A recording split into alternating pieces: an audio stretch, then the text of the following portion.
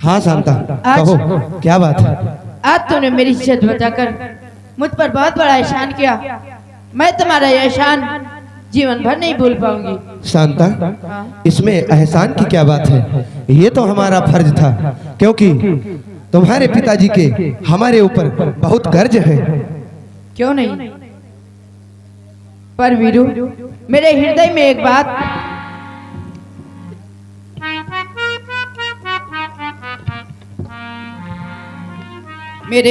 बात है, मैं तुमसे कहना चाहती हूँ। कहो शांता, आखिर क्या कहना चाहती हो। और मैं चाहती हूँ कि तुम जीवन भर मेरे रक्षक बन जाओ। अरे मैं रक्षक नहीं, मैं तो जीवन भर के लिए तुम्हारा सेवक बनना चाहता हूँ। अरे नहीं, ऐसी बात नहीं है, लेकिन अगर ये समाज तुमसे पूछेगा तो तुम इस रिश्ते का नाम क्या दोगे। इसे हम पति और पत्नी के सिवाय कौन सा नाम दे सकते हैं, लेकिन समय आने पर। जी नहीं, और मैं तुम्हारी रक्षा उसी प्रकार करूंगा जैसे एक माली अपने फूल की करता है। परंतु वही माली अगर हार बनाने में फूल को तोड़ डालता है।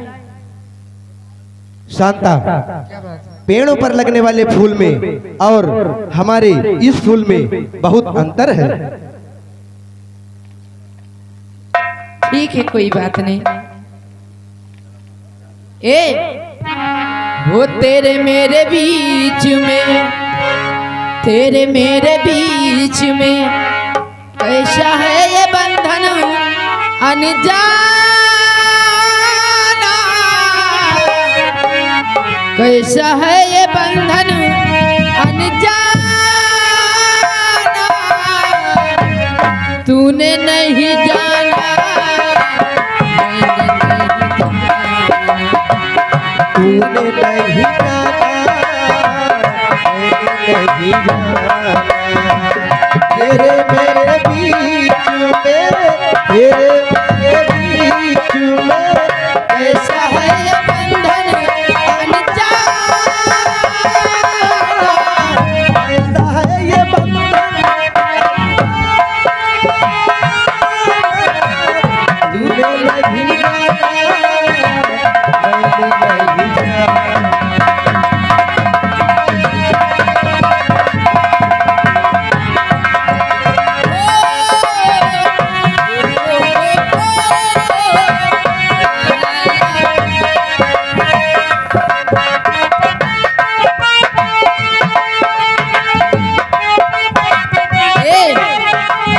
एक डोर खींचे दूजा दौड़ा चल आए, कच्चे धागों से बंधा चल आए। एक डोर खींचे दूजा दौड़ा चल आए, कच्चे धागों से बंधा चल आए। ऐसे जैसे कोई ऐसे जैसे कोई दीवाना, तूने नहीं जाना, मैंने नहीं जाना, तूने नहीं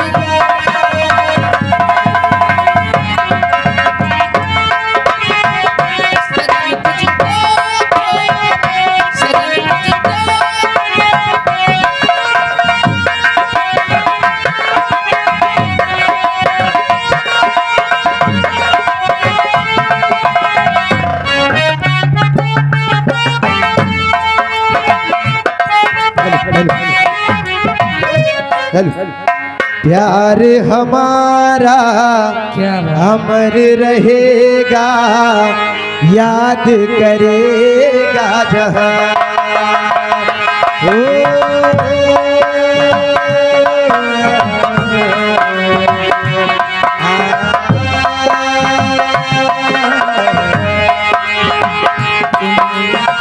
तू मुमताज है तेरे ख्वाबों की, मैं तेरा काहे जहां।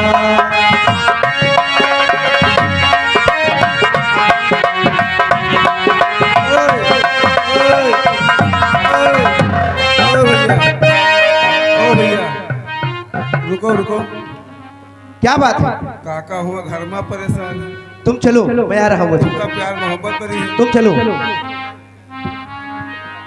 चलो, बहुत सही, चलो।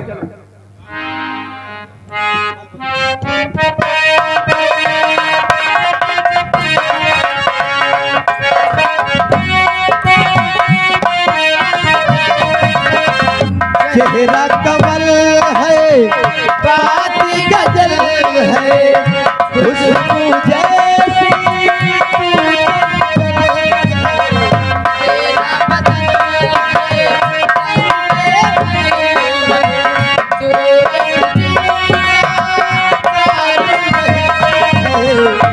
आप वफा का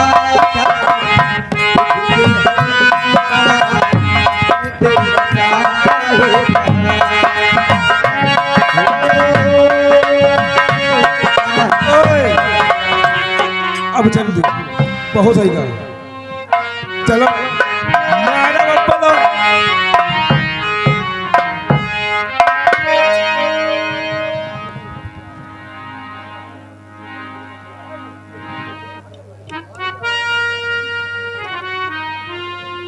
अरे ये कौन? ऐसी सुंदरता तो आज तक मैंने नहीं देखी। मानो पृथ्वी पर से स्वर्ग की अप्सरा उतर आई हो। स्वर्ग की बाला है मानो, अप्सरा सुरलोक की आ मिली है ऐसी आभा इस जगह पर लोग की। देवी आप कौन हैं? मेरे घर में और मुझे से पूछ रहे हो? ये बात तो मुझे पूछना चाहिए। देवी, एक अबला की रक्षा करने के लिए मैं, एक युवक की रक्षा करने के लिए मैं यहाँ आया था। वो उसी महल में आया है, मैं उसी की तलाश करने आया हूँ। नहीं नहीं, यहाँ कोई नहीं आया। अपराध हुआ, वो यही आया है। तुम कैसी बातें करते हो? ये नगर सेठ का मकान है, ये बाजार का धर्मशाला नहीं है। देवी, ये अपराध हुआ, क्षमा कीजिए। अपनी बहन शांता की तलाश में वीरभद्र भैया के साथ निकला था, किंतु वो आगे निकल गया, मैं पीछे बिछड़ गया। वो यही महल में आया है। तो जाकर अंदर देख लो। हाँ, किसान के इकलौते पुत्र ज्यादा देर न ठहर, कहर की तरह भाग चल। बड़े लोगों के मकानों की तरह उनकी बातें बड़ी विचित्र होती हैं, जिसे हम ग्रामीण और छोटे लोग, गरीब लोग नहीं समझ सकते। देवी, अब मुझे आज्ञा दे। आज्ञा आने की नहीं मांगी थी, अब जाने की आज्ञा मांग रहे हो। ये दूसरा अपराध हुआ, देवी फिर क्षमा चाहता हूँ। पागल, तू यहाँ आया क्यों था? आया था किसी खोज में और खो चला अपने को।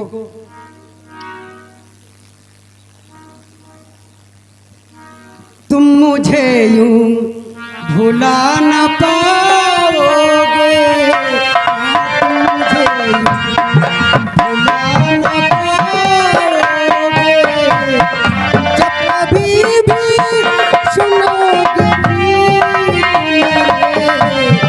संग संग तुम भी गुनगुनाओगे।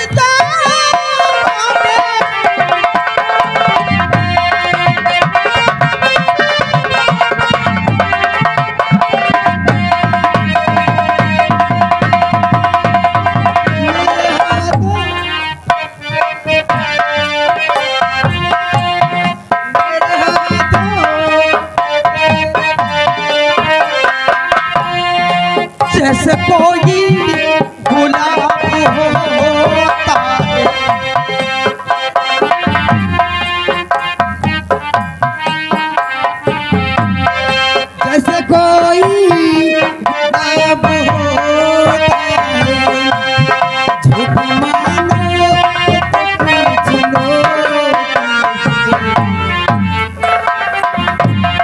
तो रूठ जाओगे।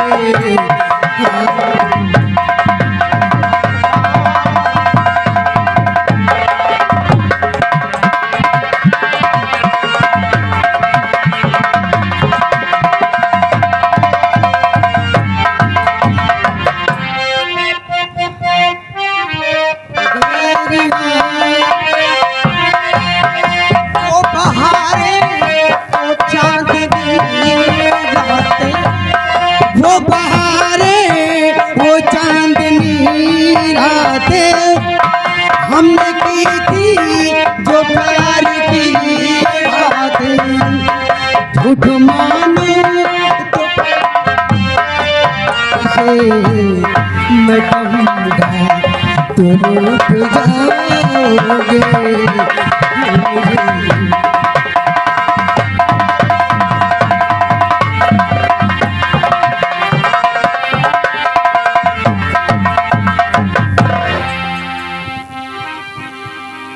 Watching after look and affection scene, listen.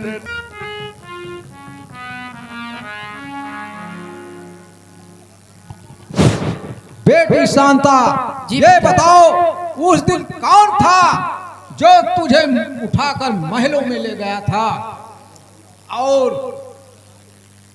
मेरी झोपड़ी को आग लगाया था? कौन था वो? तेरी माँ को बेटी, तेरी माँ को तो इतना सदमा हुआ कि वो कुछ भी कह न पा रही थी। बताओ। पिताजी,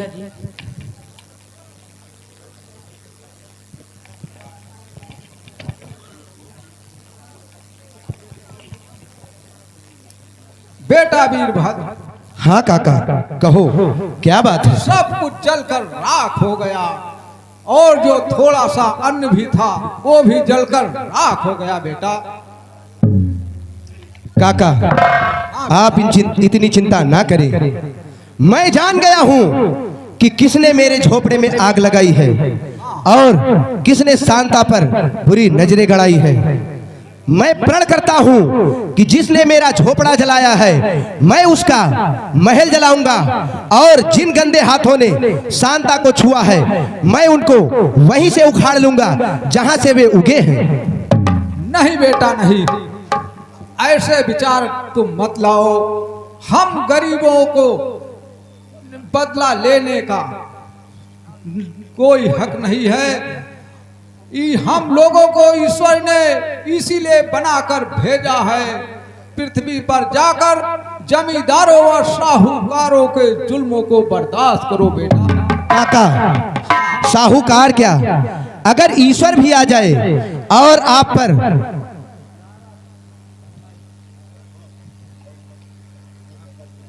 बेटा तुम लोग जाओ, घर जाओ और अपनी माँ को भी साथ में लेते जाओ। मैं थोड़ा सा काम देख कर फिर मैं को आता हूं। ठीक है काका। हाँ बेटा, तुम सब लोग जाओ।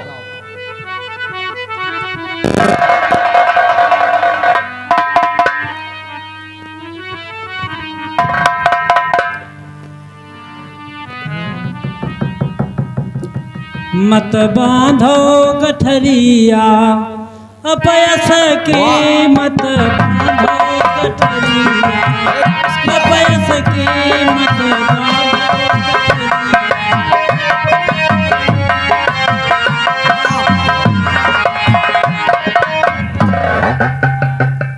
बेटा क्षेत्रपाल, हाँ मैं तुम्हारी झोपड़ी के पीछे खड़ा खड़ा ये सुन रहा था। अच्छा। कि तुम ये कहते थे कि हम गरीबों का जन्म जुल्म सहने के लिए ही हुआ है। हाँ तो ये तुम्हारी बात बेटा सर्वथा गलत है।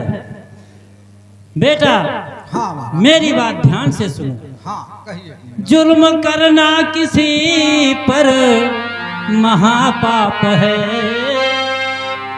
जुल्म करना किसी पर महापाप है, जुर्म सहना भी इससे कहीं कम नहीं।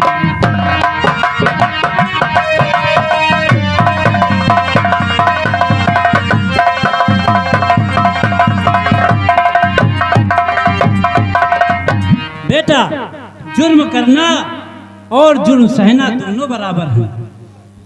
जुर्म सहना किसी पर, जुर्म करना किसी पर महापाप है, जुर्म सहना भी उससे कहीं कम।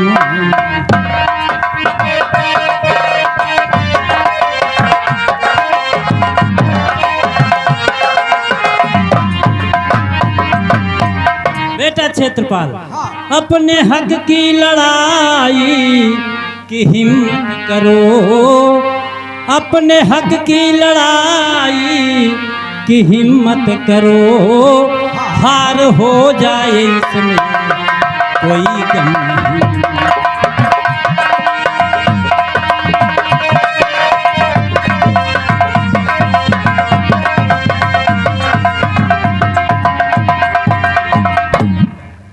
बाबा जी, आप तो इस तरह मुझको भड़का रहे, बात मेरी समझ में है आती नहीं बेटा, क्षेत्रपाल में भड़का नहीं रहा।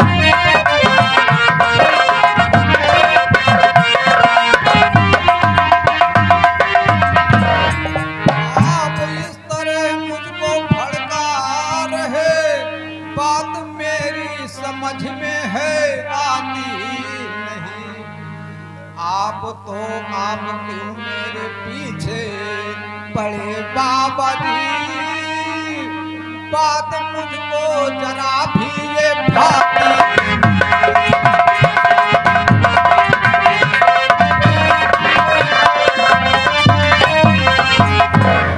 बेटा क्षेत्रपाल, हाँ महाराज, जो मैं भविष्य में देख रहा हूँ वो तुम नहीं जान पा रहे हो, इसलिए हमारी बात तुम्हारी समझ में नहीं आ रही। सत्य कह रहे हो महाराज, जब मैं वर्तमान में नहीं देख पा रहा हूँ तो भविष्य तो बहुत दूर की बात है मुनिवर, बहुत दूर की बात है। ठीक है बेटा, मैं निराश नहीं हूँ, मैं तुमको बार बार समझाता रहूंगा जब तक तुम हमारी बात मान नहीं जाओगे कि तुम कौन हो। महाराज, मैं जानता हूँ मुनिवर, मैं कौन हूँ। 3 साल बारिश ना होने के कारण सूखे की मार व महाजन की गालियां सुनने वाला एक नंगा भूखा किसान हूँ, और इससे ज्यादा आप मुझे क्या बताना चाहते हैं? अरे बेटा क्षेत्रपाल, तू तो नादानों जैसी बातें करता है। बेटा क्षेत्रपाल, हाँ मुनिवर, कीच में ही है खिलता सदा से कमल, सोने चांदी की थाली में खिलता।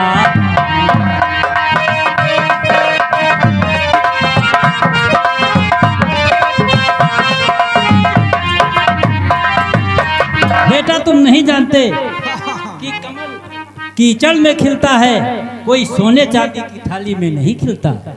कीच में ही है खिलता सदा से कमल, सोने चांदी की थाली में खिलता।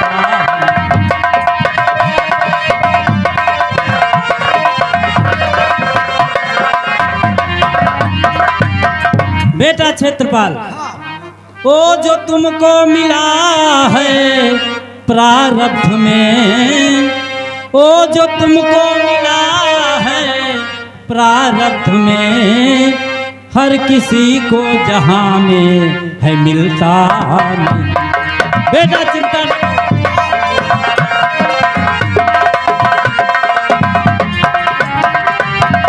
बेटा चिंता न करो, सुख सदा रहता नहीं तो दुख का भी अंत है, ऐसे ही सब कहते संत हैं।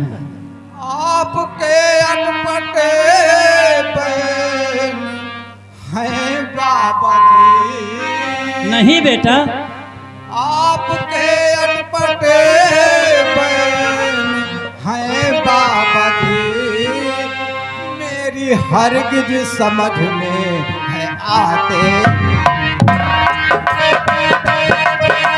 अनपटे बैन नहीं, सही कह रहा हूँ बेटा।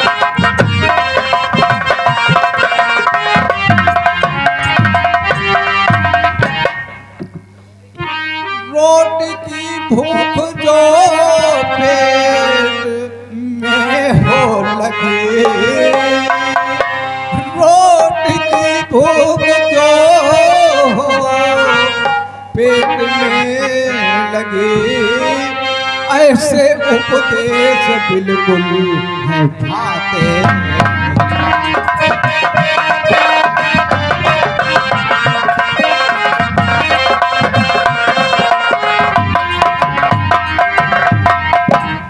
अरे बेटा क्षेत्रपाल, हाँ बंधुआ, मैं कोई तुम्हें उपदेश नहीं दे रहा हूँ।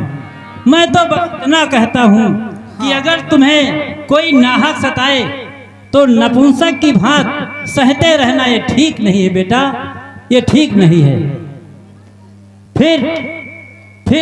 मैं फिर तुमसे मिलने किसी दिन आऊंगा बेटा। मेरी बातों को ध्यान से सुनना और करना।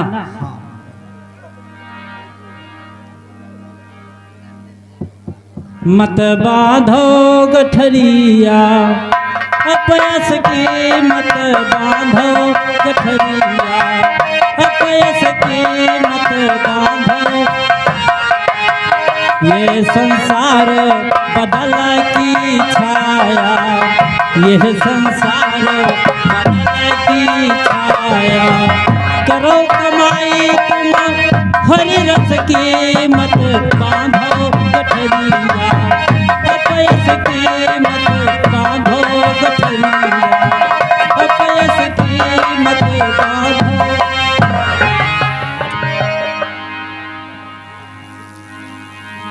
मेरी बात कुछ समझ में नहीं आई कि बाबा जी ने क्या कहा, क्या कहा। सोचने दो, सोचने दो, जो होगा देखा जाएगा।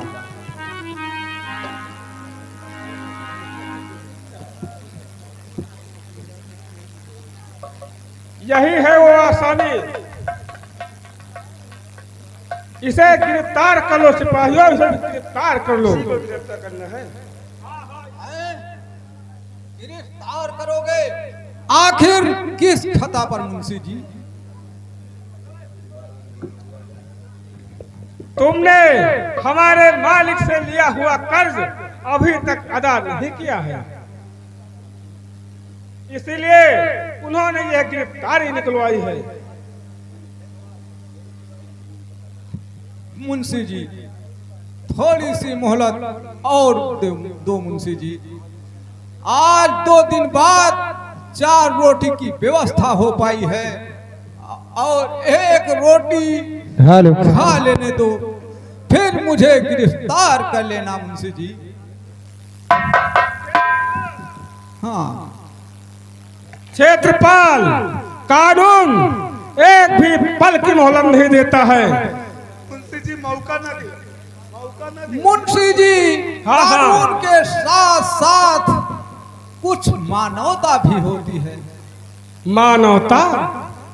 और तेरे साथ मानवता तो उसके साथ की जाती है जो कर्ज के रुपए ब्याज सहित समय पर वापस करता है।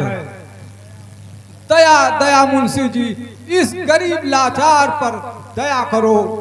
मेरे पास देने के नाम पर नंगे जिस्म के सिवा और कुछ भी नहीं है, कुछ भी नहीं है।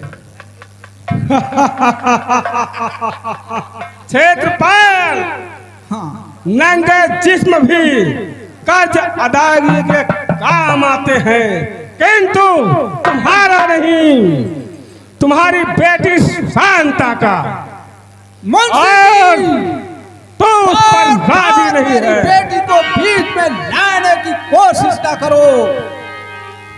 मैं अपनी गिरफ्तारी देने के लिए तैयार हूँ। हम गरीबों का भी आत्मसम्मान है, हम गरीब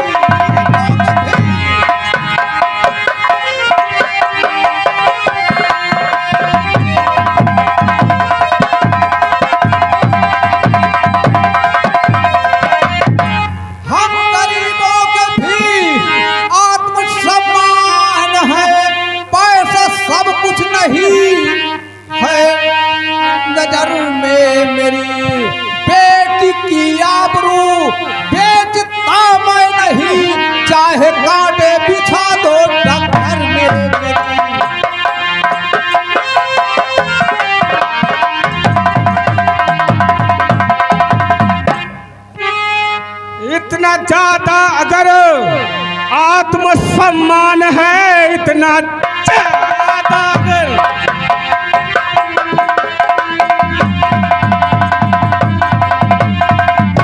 इतना ज्यादा अगर आत्मसम्मान है तो पैसा लेकर अदा तुम समय पर करो।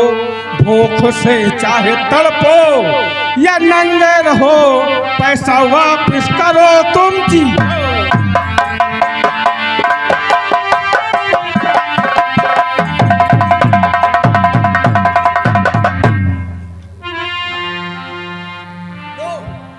मुझे गिरफ्तार। सिपाहियों क्या देख रहे हो, गिरफ्तार कर लो इसे। ठहरो, ये क्या कर रहे हो? अगर तुम लोगों को दया जरा भी छू गई हो शरीर में तो सबसे पहले मुझे गिरफ्तार करो, मेरे पति को नहीं। रहने दे आज देश की नारी इन अपने आर्य धर्म के फूलों को इन राक्षसों की मूर्ति पर न चढ़ा, क्योंकि उसमें इन फूलों का अपमान है गोमती, अपमान है। नहीं स्वामी नहीं, आपसे पहले अगर मैं गिरफ्तार हुई तो मैं अपने आप को सौभाग्यशाली समझूंगी। नहीं, ये नहीं हो सकता है। ये अदालत का हुक्म है, जिसके नाम की गिरफ्तारी निकली है वही गिरफ्तार किया जा सकता है और दूसरा नहीं। हाय, तुम्हारा हृदय क्या पत्थर के समान हो गया? तुम लोगों को जरा भी दया नहीं आती। दया? मैं आंचल पसार करके आप लोगों से दया की भीख मांगती हूँ। भीख? दया की भीख? मेरे पति के बदले में मुझे गिरफ्तार कर लो। ये नहीं हो सकता है। परेशान न हो, जो कुछ करेंगे वो मेरा ही करेंगे, तुम अपना अस्तित्व ना डुबाओ।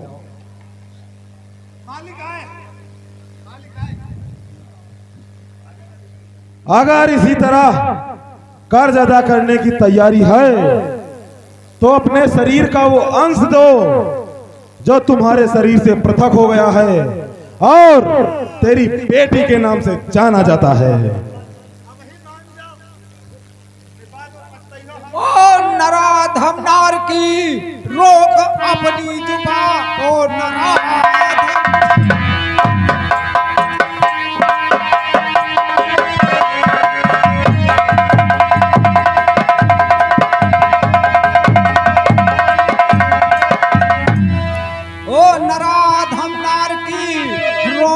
अपनी जुबान, बात ऐसी है सुनना गंवारा नहीं।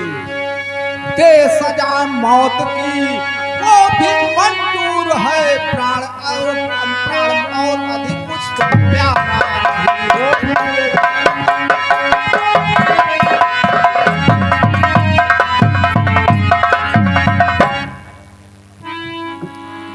अरे छेदपाल, तू कहां भाग गया? तुझे इनसे कब लड़ना है? तुझे तो सारे संसार से लड़ना है, भाग्य से नहीं, भाग्य से नहीं। लो मुझे गिरफ्तार कर। तुरंत गिरफ्तार कर लो।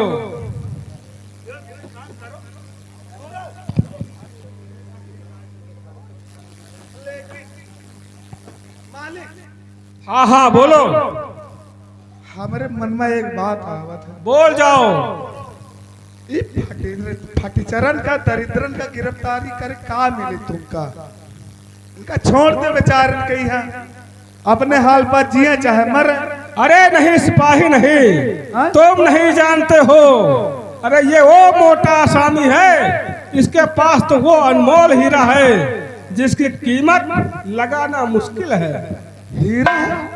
और हीरा? हाँ हाँ, अनमोल हीरा। इनका गिरफ्तार करो।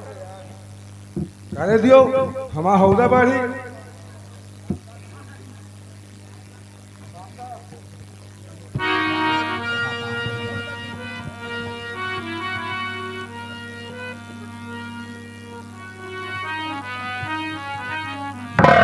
गोमती, देख रहे हो हम गरीबों पर कैसे कैसे जुल्म रह रहे हैं और हम सब सहन कर रहे हैं।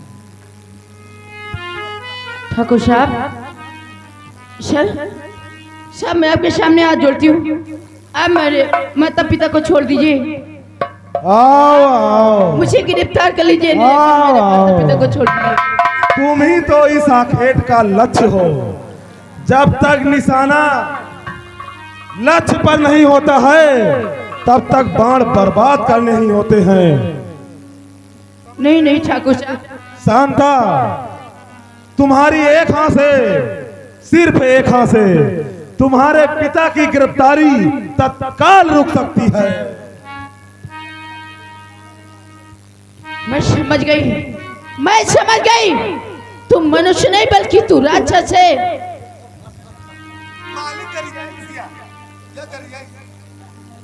तुम्हारे अंदर वासना का भूत है। तेरे अंदर वासना का भूत सवार है।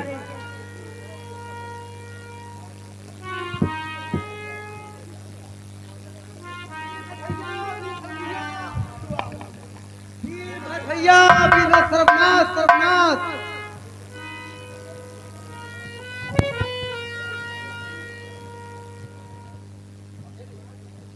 अरे धूर्तो, अकेले हिम्मत नहीं पड़ी तो इन पालतू कुत्तों को साथ में लेकर के आए हो,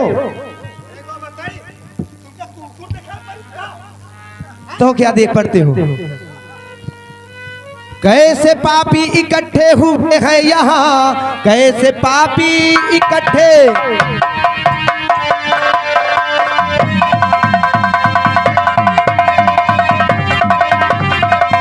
कैसे पापी इकट्ठे हुए हैं यहाँ, बेवजह क्यों मुझे कर रहे तंग है।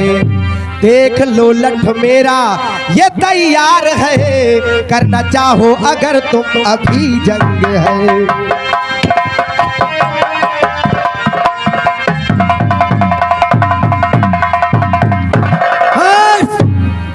ओ कमीने, काल बहना का जो धो तेरे दोनों हाथ अभी तोड़ दूं।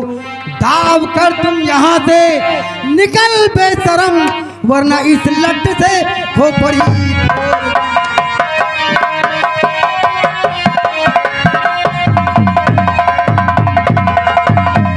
ज्यादा बक बक न कर तू, अरे छोकरे ज्यादा बक बक न कर।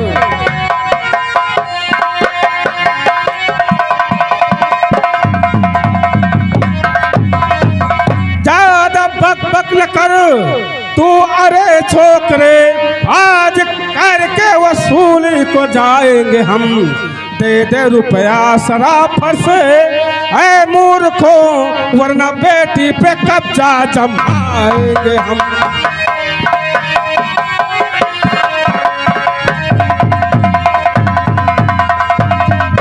जो कहा है अभी फिर न कहना कभी, खींच लूंगा जुबान वरना हर हाल में। धमकी देते हो क्या गीदड़ों की तरह, आप फंसे हो सभी शेर की जाल में।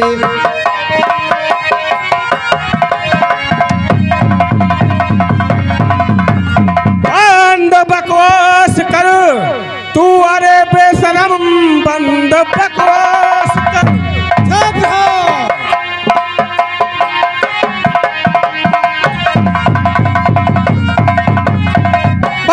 बकवास कर तू, अरे बेशरम, वरना अंजाम इसका बुरा पाएगा। अरे मारूंगी तेरे हंट से तुझको ऐ बेशरम, तू लुढ़कता जमीन पर नजर आएगा।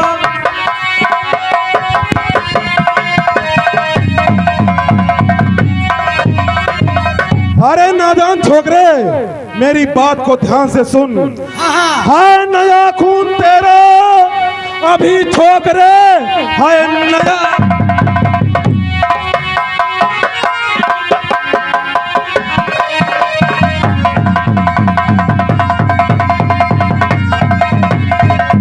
है नया खून तेरा भी छोकरे, इसलिए ज्यादा गर्मी दिखाता है तू।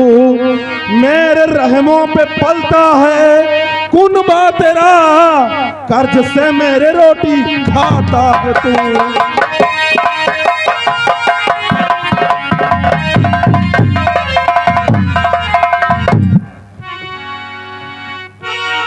आजा,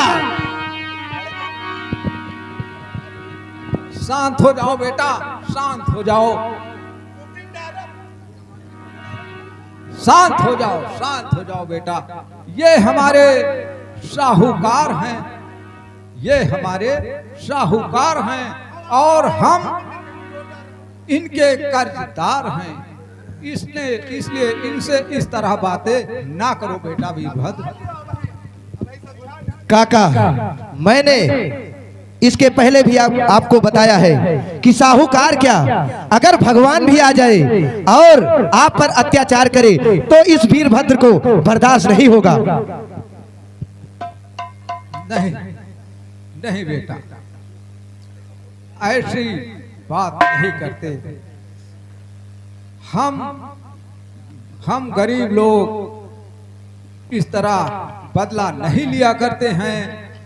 ईश्वर ने हम गरीब लोगों को इसीलिए पृथ्वी पर भेजा है कि जाकर से जमींदार साहूकारों के जुर्म को बर्दाश्त करो बेटा, इसलिए ज्यादा। सिपाहियों, ये प्यार से समझने वाला नहीं है, इसे तुरंत गिरफ्तार कर लो।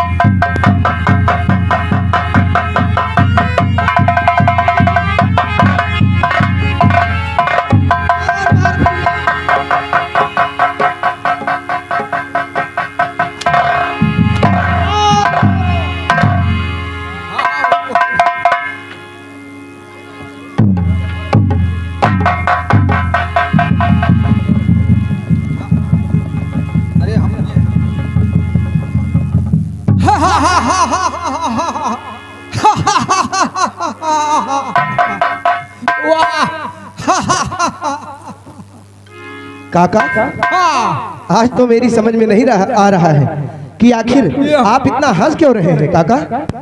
बेटा, आपको क्रोध ने मारा, यह दृश्य देखकर मुझे हंसी आ गई।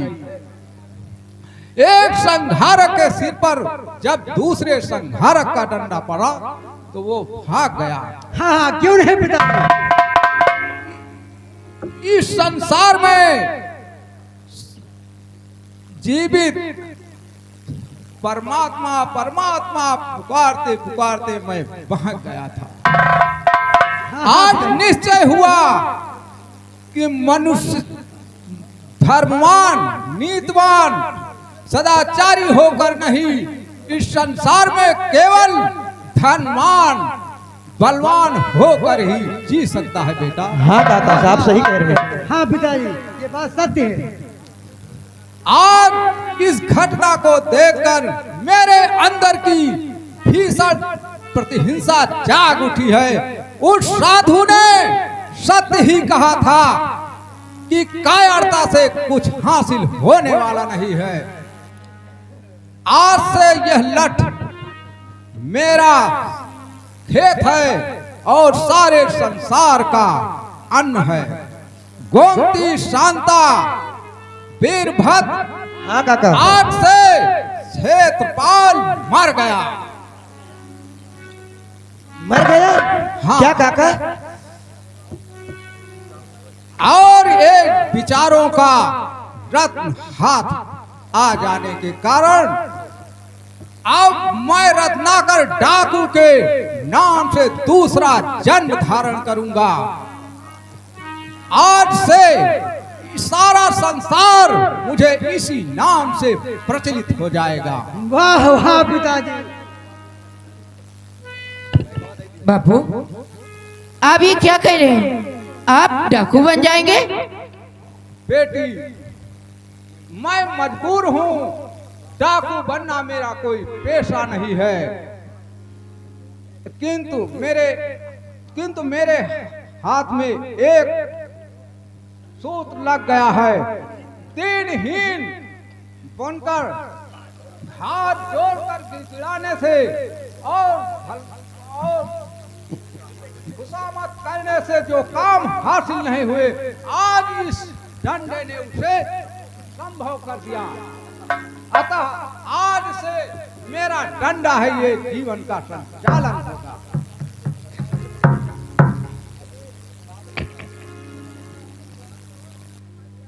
मालूम होता है पुनः वो दुष्ट इसी ओर आ रहे हैं फिर। अरे आने दे, उन्हीं के साथ खून छीन कर उन्हीं का संहार करेंगे। क्यों नहीं पिताजी? हाँ, आने दे। वाह काका वाह, मियाँ की जूती और मियाँ का ही सर। हाँ, ये संसार यही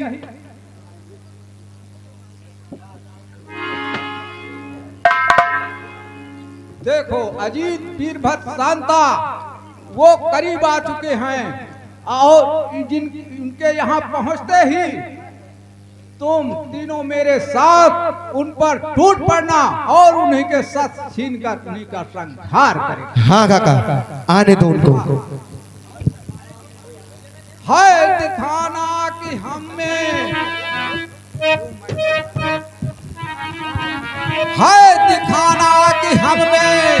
भी है हौसला, बंद कर सकते मुट्ठी में संसार को। वाह काका वाह।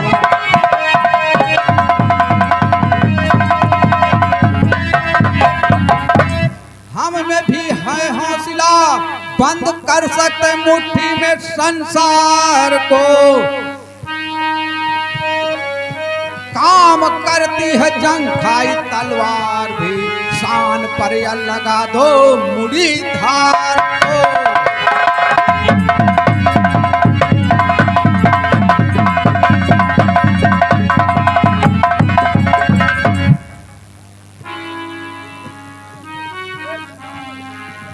सैनिकों को गिरफ्तार कर लो उसे। हाँ जा।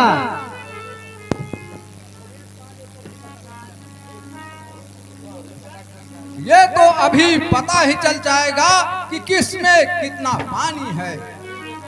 शेर की मांद में आ गए तुम सभी, शेर की मांद में।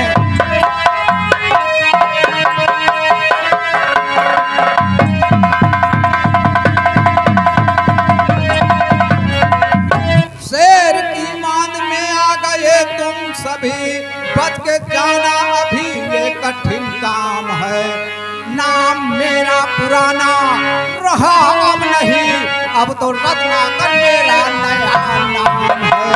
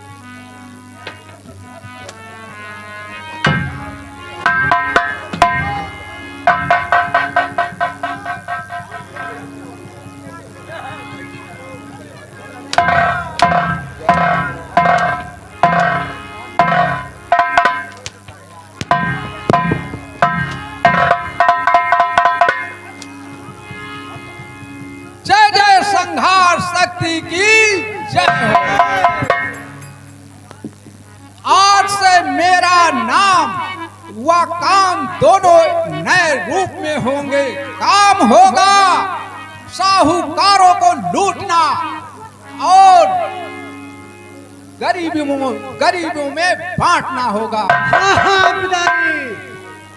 नाम होगा रत्नाकर डाकू। जय मां भवानी।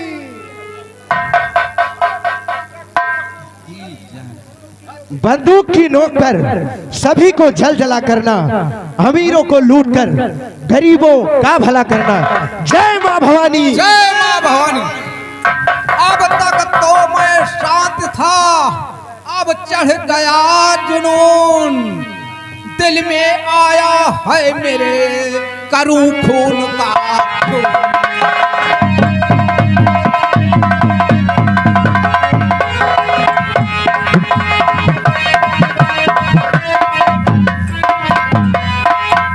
करूं खून का खून, मजा इनको आज चखा दूं। भग कर जाएंगे कहां से दुनिया से नाम मिटा दूं।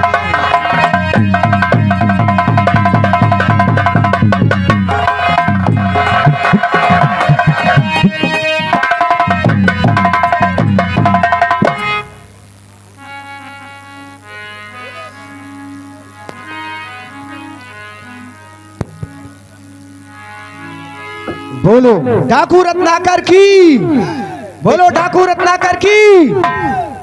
बेटी, लगता है तुम्हारे पिताजी अब मानेंगे नहीं, ये भी अब डाकू बन गए हैं। हाँ हाँ गोमती, आज से मेरा यही इसलिए कि आपने भी देखा है कि जमींदारों साहूकारों ने हम तुम सारे परिवार पर कैसे कैसे जुल्म उठाए हैं। चलो अब सीधी उंगली से घी निकलने वाला नहीं है। जय मां भवानी। जय मां भवानी। जय मां भवानी।